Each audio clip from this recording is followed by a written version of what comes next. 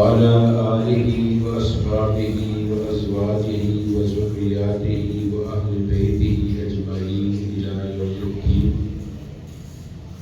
أما بعد فأعوذ بالله السميع العليم من الشيطان الرجيم. بسم الله الرحمن الرحيم.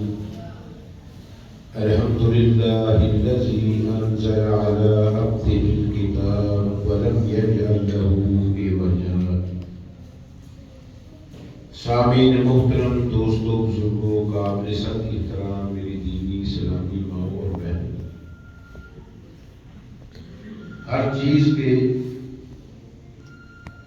ہمارے اوپر کچھ حقوق ہیں. جس طرح والدین کے حقوق ہیں، اولاد کے حقوق ہیں، رشتہ داری کے حقوق ہیں، اسی طریقے سے پیغمبر زمان محمد رسول اللہ صلی اللہ علیہ وسلم کے حقوق ہیں. حتیٰ کہ اللہ کے کچھ حقوق ہیں ہمارے اوپر. اور اسی طریقے سے کتاب اللہ قرآن مجید فرقان حمید کے لیے ہمارے اوپر کچھ حقوق ہیں. آج میں انشاءاللہ قرآن مجید کے چند ایک حقوق آپ کے سامنے رکھنے والا ہوں.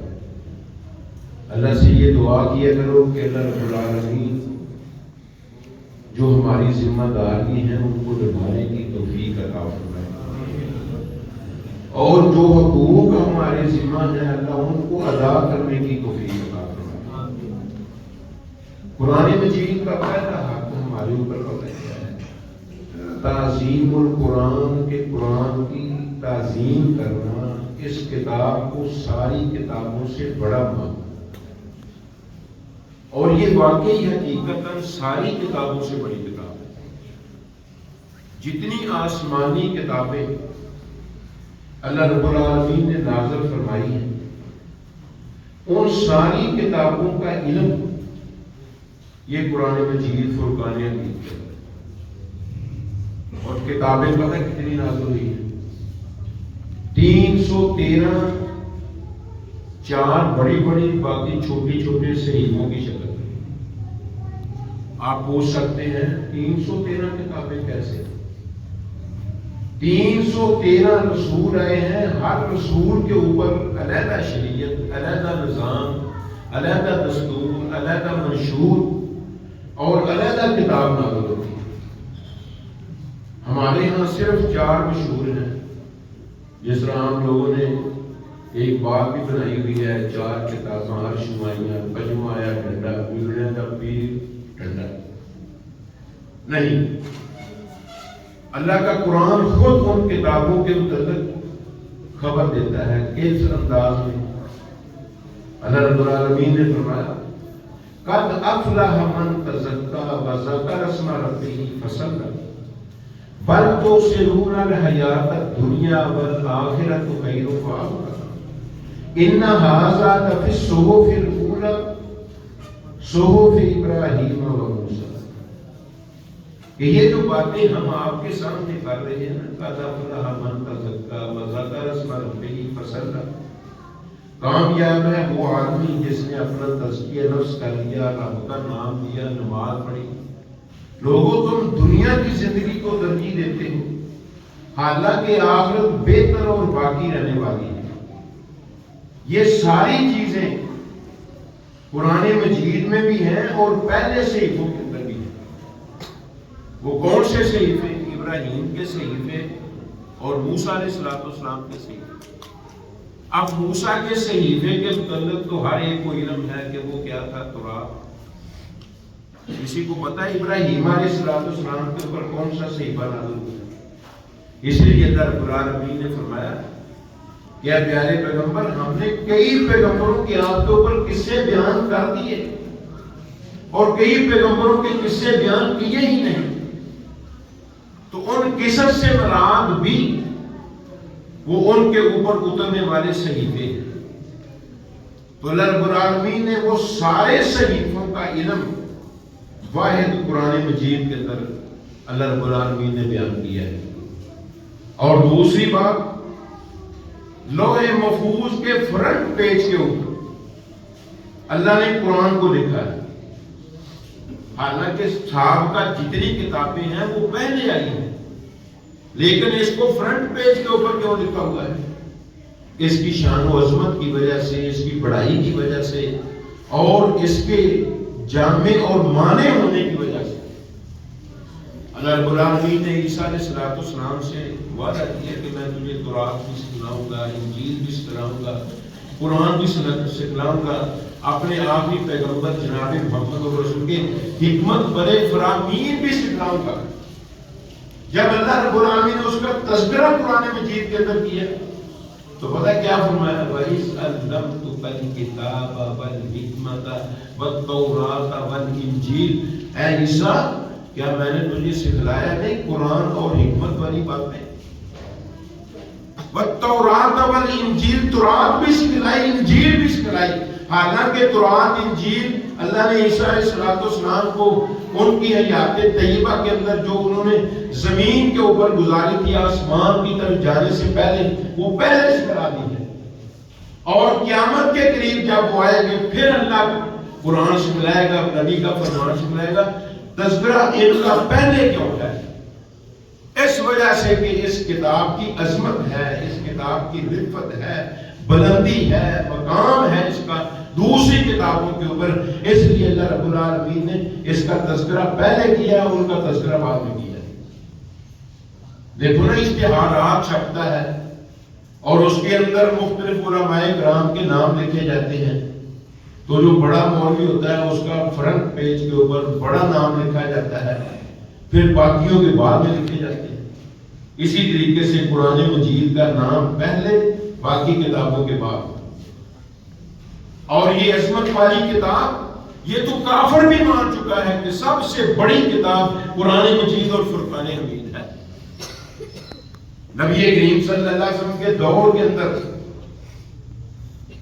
ایک بہت بڑا ادیب وہ مکے کی سرزمین میں آنے والا تھا. اس کو لوگوں نے دعوت دی کہ مکے کے اندر بڑے بڑے قصیدہ خان، بڑے بڑے نثریں لکھنے والے، بڑے بڑے غزلیں لکھنے والے، بڑے بڑے نظمیں لکھنے والے، بڑے بڑے آداب لکھنے والے لوگ پائے جاتے ہیں. ہم نے ان کا مقابلہ کروانا ہے، آئے آپ ان کے مقابلے کے اندر حصہ بھی لیں اور ان کی کلامیں جو ہیں وہ چیک کرنے کے بعد ان کو نمبر بھی دیں اور ان کے جو انعامات ہیں وہ بھی ان کے حوالے کریں. اور مقابلے کے لیے انہوں نے قصیدے لکھے، شعر و شاعری لکھی، نظمیں غزلیں لکھی اور بیت اللہ کی دیواروں کے ساتھ اصفا کر دی. صحابہ نے کہا اللہ کے پیارے پیغمبر بہت بڑا منصف آ رہا ہے، بہت بڑا ادیب آ رہا ہے. یہ ساری باتیں جو میں کر رہا ہوں مقدمہ ابن خلدون کے اندر لکھی ہوئی ہیں. اجازت ہو تو کوئی قرآن کی سورت لے کر ہم بھی نہ لگا دیں بیت اللہ کے کسی کونے میں. امام کائنات فرمایا ان شئتم، اگر چاہتے ہو تو جاؤ لے کر لگا دو. اب صحابہ نے سب سے چھوٹی سورت ایک کاغذ کے اوپر لکھی اور سورت پتہ ہے کون سی ہے؟ اس وقت یہ نئی نئی نازل ہوئی تھی. پیارے پیغمبر کا جب دوسرا بچہ بھی فوت ہو گیا نا، عبداللہ جس کا نام تھا، جس کے دو لقب تھے، ایک طاہر اس کا لقب تھا، ایک طیب اس کا لقب تھا. ماں اس کو لاڈ اور پیار کے ساتھ طیب کہا کرتی تھی، خدیجہ الکبریٰ.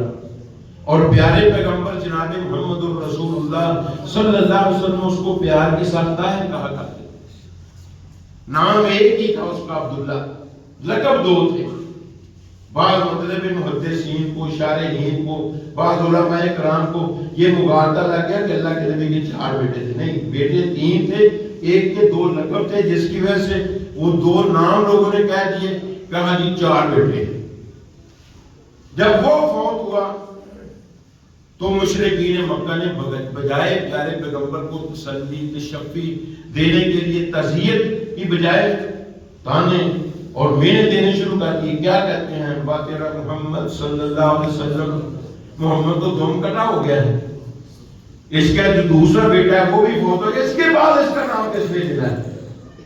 تو اللہ رب العالمین نے پیارے پیغمبر کی تسلی اور تشفی کے لیے وہ سورت نازل کی جس کے اندر اللہ رب العالمین نے پیارے پیغمبر کو تسلیاں دی اور مشرکین مکہ کے متعلق کہا یہ پیارے پیغمبر آپ کو باطلا کہہ رہے ہیں، یہ ابتر ہے، یہ دم کٹے ہیں، ان کا نام لیوا کوئی نہیں ہوگا، آپ کو تو اتنی روحانی اولاد ہم دیں گے قیامت کی دیواروں تک آتی رہے گی اور آپ کی سیرت کے ڈنکے بجاتی رہے گی۔ اور اللہ کا فضل ہے، اللہ کا کرم ہے، اللہ کے فضل و کرم سے نبی سنگھ کی روحانی ضروریت یا پیارے پیغمبر کے تذکرے نہیں کرتے۔ میں کہتا ہوں بچہ ابھی گفتگو با میں کبھی سیکھتا ہے، ماں پہلے لا الہ الا اللہ محمد رسول اللہ، مسجد کے اندر جاتا ہے، وہاں کا استاد اس کو اذان سکھلاتا ہے، اشہد ان لا الہ الا اللہ کے بعد کیا سکھلاتا ہے؟ اشہد ان محمدن، یہ بھی کہہ دیں کہ اشہد ان محمد رسول اللہ، کہ بے شک محمد صلی اللہ علیہ وسلم اللہ کے رسول ہے۔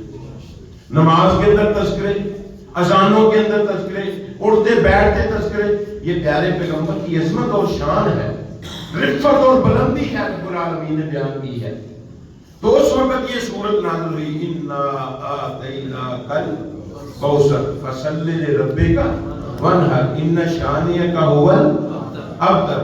صحابہ نے یہی سورج جو ہے نا وہ لکھی پرچی کے اوپر بیت اللہ کے کونے میں لٹکا۔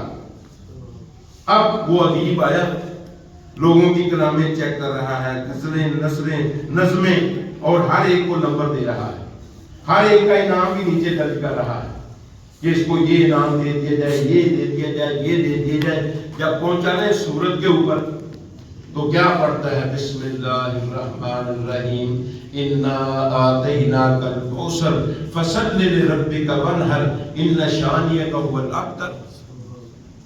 دل کو بڑا اطمینان ہوا، تھا کافر، لیکن قرآن کی ایک تاثیر ہے، قرآن کی ایک عظمت شان ہے کہ یہ دلوں کے اوپر اثر کرتا ہے۔ الا بذکر اللہ تطمئن القلوب، خبردار اللہ کی یاد کی وجہ سے دلوں کو اطمینان ملتا ہے۔ جب ان کے پاس آئے طبیعت پریشان ہو، ٹینشن کے شکار بن جاؤ، ڈپریشن تمہارے اوپر غالب آ رہی ہو، پڑھا کرو رب کا قرآن۔ جب رب کا قرآن پڑھو گے دلوں کو اطمینان ہوگا۔ بڑا اطمینان ہوا، اس نے دوسری مرتبہ سورت کو پڑھ لیا، دوسری مرتبہ پڑھا اور اطمینان ہوا، تیسری مرتبہ پڑھا، 7 مرتبہ پڑھنے کے بعد کیا نمبر دے گا اس کو، کیا انعام لکھے گا اس کا؟ پتہ ہے کیا کہتا ہے؟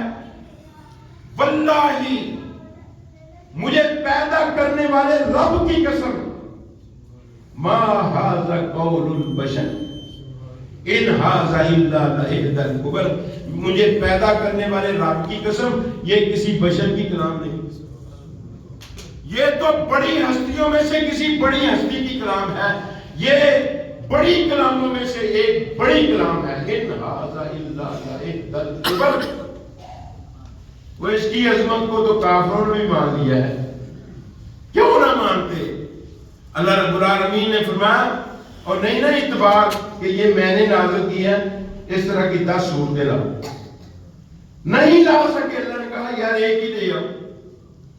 جب ایک بھی نہیں لا سکے تو اللہ نے کہا کوئی یار جملہ ہی پیش کر دو، وہ بھی نہیں پیش کر سکے۔ اللہ نے فرمایا مشرکو، پھر تمہارا اخلاقی حق بنتا ہے کہ اس کی عظمت کو مان لو۔ فَإِن لَمْ تَفْعَلُوا وَلَن تَفْعَلُوا فَاتَّقُوا النَّارَ الَّتِي وَقُودُهَا النَّاسُ وَالْحِجَارَةُ أُعِدَّتْ لِلْكَافِرِينَ۔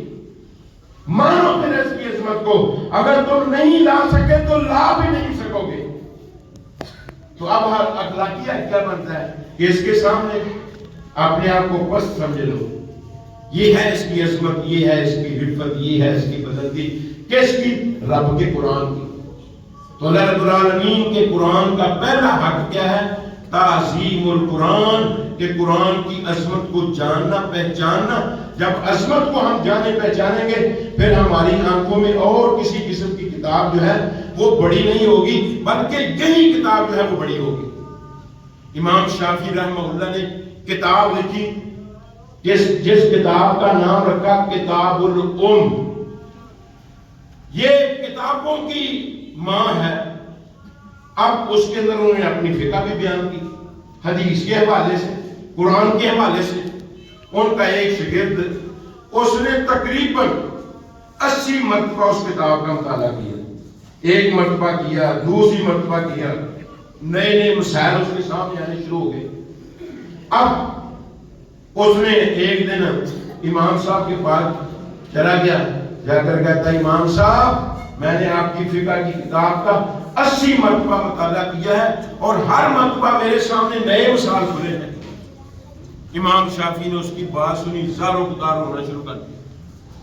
وہ آپ بچہ جو ہے وہ پریشان ہو گیا، شاگرد بڑا پریشان ہو گیا کہ امام صاحب کو میں نے ان کی کتاب کی تعریف کی، ان کے سامنے ان کی تعریف کی ہے، انہوں نے رونا شروع کر دیا۔ وجہ ہے جب امام صاحب کا وہ رونا ختم ہوا نا تو کہتا ہے امام صاحب میں نے تو آپ کی اور آپ کی کتاب کی تعریف کی، آپ نے رونا شروع کیوں کیا ہے؟ کہتے ہیں اور ایک کم وقت میری کتاب کے پیچھے پڑھ رہا ہے، 80 مرتبہ تو نے صرف اس کو پڑھ دیا ہے، کاش تو 80 مرتبہ رب کا قرآن پڑھتا، میری کتاب کی وجہ سے تیرے سامنے 80 مسائل آئے ہوں گے، اللہ کے قرآن کو پڑھتا شاید 80 لاکھ مسئلے تیرے سامنے آ جاتے۔ عظمت والی کتاب کو چھوڑ کر حقیر کتاب کو پڑھتا رہا۔ تو اماموں کے پاس اس کتاب کا ایک مقام تھا، میں قربان جاؤں جب رمضان آتا تھا تو پھر امام مالک رحمہ اللہ کے پاس کوئی مسئلہ پوچھنے کے لیے آتا تھا، کہتا ہوں میرا وقت ضائع نہ کر مسائل کے اندر، میرے پاس اتنا ٹائم نہیں، کیوں کہ سب سے بڑا مہینہ جو نیکیوں کے لحاظ سے ہے اور اس کے اندر سب سے بڑی کتاب جو رب نے ہماری ہدایت کے لیے نازل کی ہے، مہینہ قرآن کا آ گیا ہے۔ اب قرآن کے علاوہ میں کسی کو مسئلہ بتلانا بھی گوارا نہیں کرتا، نہ اپنا وقت ضائع کرنا، میرا وقت ضائع کر جا کر رب کے قرآن کی تلاوت کیا کر۔ اور اٹھاؤ امام بخاری رحمہ اللہ کی سیرت 80، میں کیا کہوں کہ وہ 41 مرتبہ رب کے قرآن کی رمضان کے اندر کیا کیا کرتے تھے، تلاوت کیا کرتے تھے۔ ایک قرآن صبح سے لے کر شام تک، مسئلہ ذہن میں بٹھا لو، 3 راتوں سے پہلے جو قرآن کو مکمل کرتا ہے وہ قرآن کو نہیں سمجھتا۔ یہ شبونے جو ہیں یہ جائز نہیں ہے، کیونکہ اس کے اندر ایک رات کے اندر پورا قرآن پڑھ لیا ہم نے۔ ہاں دن کے اجالے کے اندر صبح سے لے کر شام تک پورا قرآن پڑھا جا سکتا ہے۔ ہمارے پاکستان کے ایک محدث گزرے ہیں جن کا نام تھا محمد گوندلوی رحمۃ اللہ علیہ، علامہ احسان علیہ ظہیر رحمۃ اللہ علیہ کے سسر تھے، وہ پورا قرآن شام تک پڑھ لیتے۔ دن کے اجالے کے اندر روشنی کے اندر پورا قرآن پڑھا جا سکتا ہے، لیکن 3 راتوں سے پہلے قرآن نہیں پڑھا جا سکتا۔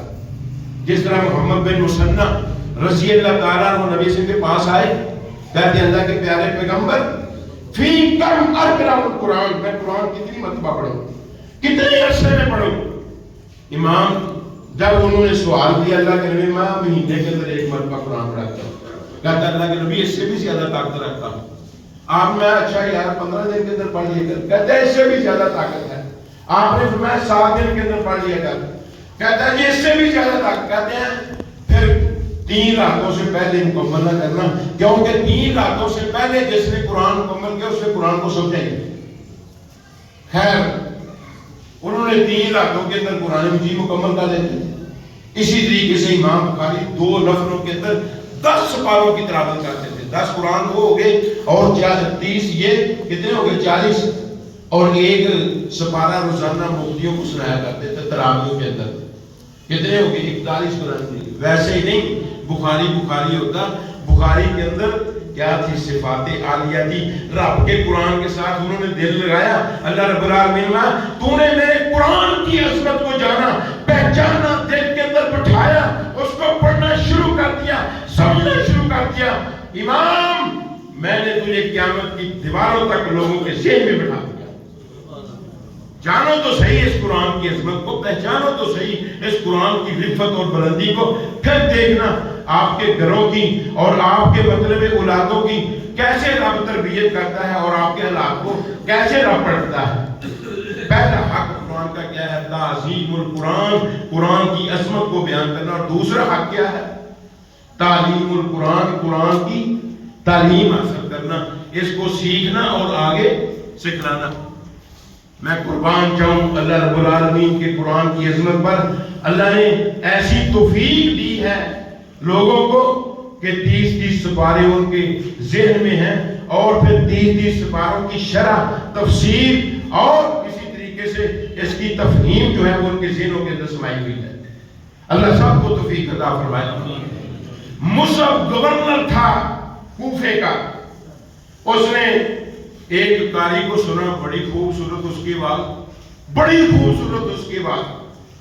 اب اس نے اس قاری کو پکڑا، ایک دیہات کی مسجد کے اندر بٹھا دیا اور 7 حدیث رسول اللہ صلی اللہ علیہ وسلم اس کو سنا دی۔ او ابو عبد الرحمن السلمی، میں نے اللہ کے نبی صلی اللہ علیہ وسلم کی ایک حدیث سنی ہے اپنے کانوں کے ساتھ، ذرا وہ حدیث سن لیں اور پھر اپنی اس بیٹھک کی ذرا عظمت کو اپنے ذہن میں بٹھانا۔ یہ وہ کون سی حدیث ہے؟ حدیث یہ ہے خیرکم من تعلم القرآن وعلمہ، اور تم میں سے بہتر وہ ہے جو قرآن کو سیکھتا ہے اور آگے سکھلاتا ہے۔ اب جب یہ حدیث سن لی، انہوں نے تہیہ کر لیا کہ جس مسجد کے اندر گورنر بٹھا دیا ہے، اس مسجد سے میں نے اب ہلنا نہیں ہے۔ وقت گزرتا گیا، یہ حضرت عثمان غنی کا دور تھا، حضرت علی کا دور گزرا، حضرت حسن کا دور گزرا، امیر معاویہ کے دور گزر گئے، اور پھر اس کے بعد مروان کا دور آیا۔ مروان نے گورنر مقرر کیا کوفے کا، کس کو؟ حجاج بن یوسف کو۔ حجاج بن یوسف جب کوفے کے اندر آیا، اس نے کہا یار تمہارے علاقے کے اندر کوئی مولوی نہیں ہے، کوئی قاری نہیں ہے جس کی آواز خوبصورت ہو، لہجہ عمدہ ہو اور قرات بڑی اعلیٰ کرتا ہو، عربی پڑھنے والا ہو، عربی سیکھنے والا، سکھلانے والا ہو، اور لہجہ اس کا عربی ہو؟ کہتے ہیں ہاں جی ایک قاری صاحب ہمارے مطلب اس علاقے کے اندر رہتے ہیں، لیکن وہ ایک دیہات کی چھوٹی سی مسجد ہے اس کے اندر بیٹھے ہوئے۔ حجاج خود اس مسجد کے اندر قاری صاحب کو ملنے کے لیے گیا۔ جب گیا تو اس سے قرات سنی، قرات سننے کے بعد کہتے ہیں تم اتنے بڑے قاری، اتنے بڑے قرآن کو پڑھنے والے، یہاں کے چیز نے تمہیں اٹھایا ہے؟ میں قربان جاؤں عبد الرحمن سلمی کے اوپر، کہتا ہے اقعدنی فی ھذا المقعد حدیث رسول اللہ صلی اللہ علیہ وسلم، مجھے اس جگہ کے اوپر بٹھایا ہے نبی اکرم کی حدیث، اور میں کسی آدمی کے کہنے پر نہیں بیٹھا، کسی بادشاہ کے کہنے پر نہیں بیٹھا، مجھے یہاں بٹھایا ہے حدیث رسول اللہ صلی اللہ علیہ وسلم۔ وہ کون سی حدیث ہے جس نے تجھے یہاں بیٹھنے پر مجبور کر دیا؟ ایک چھوٹی سی مسجد میں، کہتا ہے سن، امام کائنات کا فرمان ہے خیرکم من تعلم القرآن وعلمہ، اور بہتر وہ نہیں جس کے پاس دولتیں ہوں، بہتر وہ نہیں جس کے پاس جگیریں ہوں، بہتر وہ نہیں جس کے پاس زمینیں ہوں، مارکیٹیں ہوں، دکانیں ہوں، کاروبار تجارت ہو، بہتر وہ نہیں جو عہدے کے اوپر فائز ہو جائے، MNA MBA بن جائے، بہتر وہ ہے جو قرآن سیکھتا ہے اور آگے سکھلاتا ہے۔ خیرکم من تعلم القرآن وعلمہ، دوستو قرآن کو سیکھنے کے بعد پھر اس کو سکھلانے والا انسان بن جائے تو اس سے بہتر اور کوئی ہو ہی نہیں سکتا۔ اللہ سے یہ دعا کیا کرو کہ اللہ رب العالمین ہمیں قرآن پڑھ کر پڑھانے کی توفیق عطا فرمائے۔ اور ابو عبد الرحمن سلمی نے یہ بھی کہا تھا، یہ نہ کہیں سمجھنا کہ میں نالائق ہوں اور میں کوئی کام کاج نہیں کر سکتا، بہترین تاجر بھی ہوں، بہترین ذمہ دار بھی بن سکتا ہوں اور بہترین کاروباری آدمی بھی میں ہوں، لیکن مجھے اللہ کے نبی کے فرمان نے یہاں بٹھایا ہوا ہے۔ کیوں؟ اللہ کے پیارے پیغمبر کا فرمان ہے خیرکم من تعلم القرآن وعلمہ، اور سب سے بہتر رب کا فضل جو ہے وہ کیا ہے کہ اللہ رب العالمین قرآن کی بصیرت کسی کو عطا کر دے، اس کو یہ اللہ نے فضل عظیم کہا ہے۔ آؤ رب کا قرآن سنو اس بارہ میں اللہ کیا کہتے ہیں، وَأَنزَلَ اللَّهُ عَلَيْكَ الْكِتَابَ وَالْحِكْمَةَ وَعَلَّمَكَ مَا لَمْ تَكُنْ وعلمک ما لم تکن تعلم وکان فضل اللہ علیک عظیما۔ اے پیارے پیغمبر جناب محمد صلی اللہ علیہ وسلم، اللہ وہ ہے جس نے آپ کے اوپر قرآن اتارا اور آپ کے اوپر حکمت بری باتیں آپ کے فرامین کی شکل میں نازل کی، اور آپ کو ان چیزوں کا علم دیا جن کا آپ کو پہلے علم نہیں تھا، اور یہ اللہ کا آپ کے اوپر عظیم فضل ہے، اس سے بڑا اور کوئی فضل نہیں۔ اور دوستو میں قربان جاؤں، جو اللہ نے تعلیم پیارے پیغمبر کو دی وہی تعلیم پیارے پیغمبر نے اپنی امت کو دی۔ وَيُعَلِّمُكُمْ مَا لَمْ تَكُونُوا تَعْلَمُونَ۔ اللہ رب العالمین فرماتے ہیں میرا پیغمبر تم کو وہ تعلیم دیتا ہے جس کا تمہیں پتہ نہیں تھا۔ سنو اس مسئلے کا مطلب کیا ہے، مفہوم کیا ہے، اور امت کو کوئی ضرورت پڑے، امت کو کوئی مسئلہ درپیش آئے، وہ نبی کے پاس جائے، اور نبی کریم سب کو کوئی مسئلہ درپیش آئے رب سے پوچھ کر بتلائے۔ آئی کی قولہ اللہ کے پیارے پیغمبر میرے خاوند نے مجھے ماں کہہ دیا ہے یا بہن کہہ دیا ہے، اور اس وقت اس مسئلے کو طلاق سمجھا جاتا ہے، اور میرے چھوٹے چھوٹے بچے ہیں، میرا خاوند جو ہے بڑھاپے کی طرف جا رہا ہے، اس کی خدمت کرنے والا کوئی نہیں، بچوں کو سنبھالنے والا کوئی نہیں، میں کدھر جاؤں؟ میرا کام تھا آپ کے پاس آنا، اور آپ کا کام ہے رب سے پوچھ کر بتانا۔ آدھی رات کا ٹائم ہے، اٹھاؤ پیارے پیغمبر جناب محمد رسول کی احادیث اور اس کی تشریحات۔ امام کائنات فرماتے تھے او بی بی ابھی تیرے بارہ میں میرے اوپر قرآن نازل نہیں ہوا۔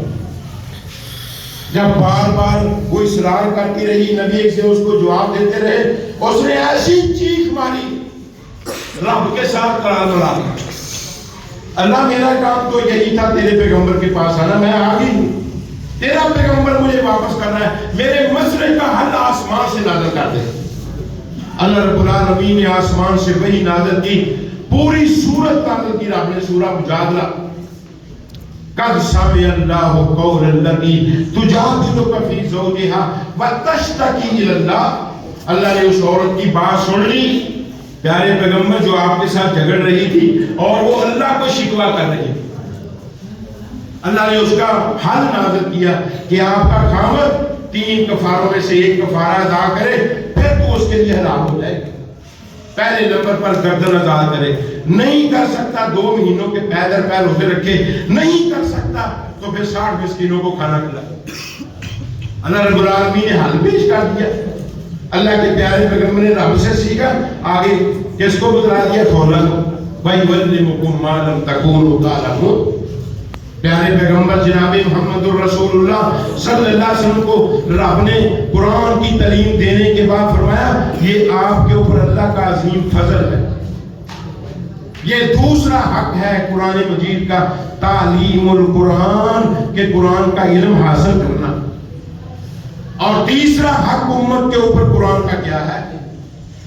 تیسرا حق ترتیل القرآن۔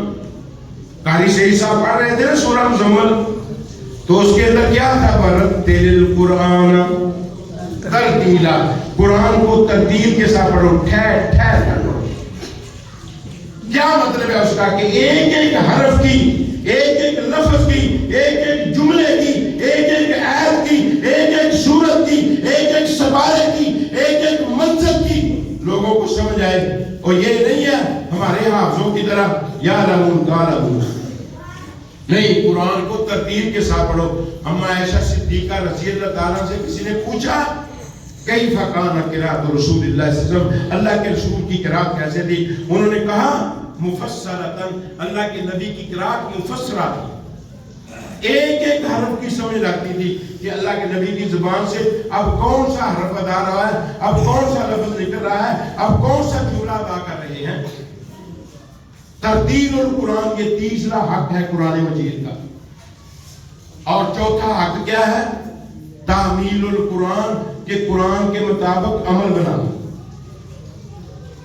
دیکھو نا، انسان نے وہ تعلیم بھی حاصل کر لی، تزئین کو بھی جان لیا، اور پھر اس کو ترتیب کے ساتھ پڑھ بھی لیا، قرات اعلیٰ کر لی۔ اب چوتھا حق کیا ہے؟ تعمیل القرآن، کہ قرآن کے مطابق اپنا عمل بنائے۔ اپنا اٹھنا بیٹھنا چلنا پھرنا کھانا پینا شادی غمی کے اندر حصہ لینا، یہ کس کے مطابق ہو؟ قرآن کے مطابق ہو۔ وَكُلَّ شَيْءٍ فَصَّلْنَاهُ تَفْصِيلًا، اللہ فرماتے ہیں ہم نے تمہارے عمل کے لیے ہر چیز کو کھول کھول کر بیان کر دیا ہے۔ کوئی یہ نہیں کہہ سکتا مجھے سمجھ نہیں آئی، کوئی یہ نہیں کہہ سکتا اس کی بصیرت میرے اندر نہیں۔ تو کیل کانٹے کو بڑا جانتا ہے، تجھے کاروباری نوک پل کے ساری آتی ہے، لیکن قرآن کے متعلق تو عمل نہیں کرنا جانتا۔ اور سنو، بغیر عمل کے قرآن کو پڑھنا پڑھانا یہ بے سود ہے، بے فائدہ ہے۔ اور اللہ رب العالمین نے دو مثالیں دی ہیں قرآن مجید کے اندر، بہت بری مثالیں، ایک بد عمل مولوی کی اور ایک لالچی مولوی کی۔ لالچی مولوی کی مثال دی بلم بن بورا کی، میں اس کی مثال کتے کی مثال ہے، اور اس کے اوپر بوجھ رکھ دیا جائے وہ پھر بھی زبان نکالے پھرتا ہے، اتار لیا جائے وہ پھر بھی زبان نکالے پھرتا ہے۔ آج کل مولویوں کو دیکھ لو، ان کو کچھ دے دو اور دو، نہ دو دیا کیوں نہیں۔ اور میں نے بڑی قباحتیں دیکھی ہیں ایسے مولویوں کے اندر، اسی وقت نا جب انتظامیہ یا مطلب جلسہ کرانے والا پیسے دیتا ہے فوراً لیٹرین میں چلے جاتے ہیں، وہ پیشاب پڑاتا ہے، وہاں جا کر پیسے گر لیتے ہیں اور گاڑی میں بیٹھ کر شور ڈالنا شروع کر دیتے ہیں، جی پیسے کم دیے ہیں لاؤ پیسے۔ یہ برے مولوی کی مثال، لالچی مولوی کی مثال، اور بد عمل مولوی کی مثال وہ بھی بری مثال۔ مثل الذین حملوا التوراۃ ثم لم یحملوها کمثل الحمار، میں ان لوگوں کی مثال کہ جن کو تورات دی گئی پھر انہوں نے اس کا حق ادا نہیں کیا، میں گدھے کی مثال ہے جس کے اوپر کتابیں رکھ دی گئی ہیں لیکن ان کو پتہ نہیں کہ میرے اوپر کیا رکھا ہوا ہے، وہ سمجھتا ہے میرے اوپر نمک ہی رکھا ہوا ہے۔ واہ والی پھولا نارباں علم ہوئے تے عمل نہ ہوئے جی میں لدی گدھا کتاباں۔ اس لیے دوستو یہ چوتھا حق قرآن مجید کا پہچانو، وہ کیا ہے؟ تعمیل القرآن، قرآن کے مطابق عمل کرنا۔ اور صحابہ کرام رضوان اللہ مجمعین جب تک ایک آیت کا سبق لینے کے بعد اس کے مطابق عمل نہیں بنا لیتے تھے، اس وقت تک دوسری آیت کا سبق لیتے ہی نہیں۔ عبداللہ بن مسعود رضی اللہ تعالیٰ عنہ 2.5 سال کے اندر صرف سورہ بقرہ سیکھی۔ کسی نے پوچھا اے عبداللہ کیا تو کون ذہن تھا، تجھے بصیرت نہیں تھی، تیرے پاس علم نہیں تھا؟ کہتے ہیں سن میرے علم کی بات کرتا ہے، میں ہر آیت کے متعلق جانتا ہوں، یہ کس موقع پر، کس جگہ پر، کس لیے نازل کی گئی ہے، ہر آیت کے متعلق پتا ہے۔ لیکن 2.5 سال کے اندر پھر سورہ بقرہ کیا ہوں؟ کہتے ہیں جب تک ایک آیت کے مطابق عمل نہیں کر لیتا تھا اس وقت تک دوسری آیت کا سبق لیتا ہی نہیں۔ اور صحابہ کہا کرتے تھے تعلمنا العلم والعمل معا، ہم نے اللہ کے پیارے پیغمبر سے جہاں علم سیکھا ہے وہاں عمل بھی سیکھا ہے۔ اور آؤ میں آپ کو ایک دلچسپ واقعہ بیان کروں۔ نبی کریم صلی اللہ علیہ وسلم کے اوپر سورہ احزاب نازل ہوئی، اس کی یہ آیت آپ کے اوپر اتری، یا ایھا النبی قل لازواجک وبناتک ونساء المؤمنین یدنین علیہن من جلابیبہن، پیارے پیغمبر اپنی بیویوں کو، اپنی بیٹیوں کو، مومنوں کی عورتوں کو کہہ دو کہ وہ اپنی موٹی چادریں اپنے اوپر اوڑھ لیں۔ انہوں نے اسی وقت چادروں کو پھاڑا، صحابہ نے جا کر آیت بیان کی، پردہ کر دیا۔ اب خامد نے بیان کیا خامد سے پردہ، بھائی نے جا کر بیان کیا بھائی سے پردہ، باپ نے جا کر بیان کیا باپ سے پردہ، چاچو نے جا کر بیان کی چاچو سے پردہ، ماموں نے جا کر بیان کی اس سے پردہ، بیٹے سے پردہ، اب سب سے پردہ ہے۔ کہتی ہیں تم نے ایس سنا دی، ہم نے عمل کر کے دکھا دیا، اب بتلاؤ کس کس سے پردہ اتارنا ہے اور کس کس سے برقرار رکھنا ہے۔ صحابہ کو بھی پتہ نہیں تھا، وہ اللہ کے نبی کے پاس آئے، اللہ کے پیارے پیغمبر کو بھی پتہ نہیں کہ اس کا جواب کیا ہے۔ پیارے پیغمبر نے رب کے سامنے التجا کی، اللہ میں تو خود پریشان ہو گیا، اس سے ابھی نے پردے کا لیے سب سے۔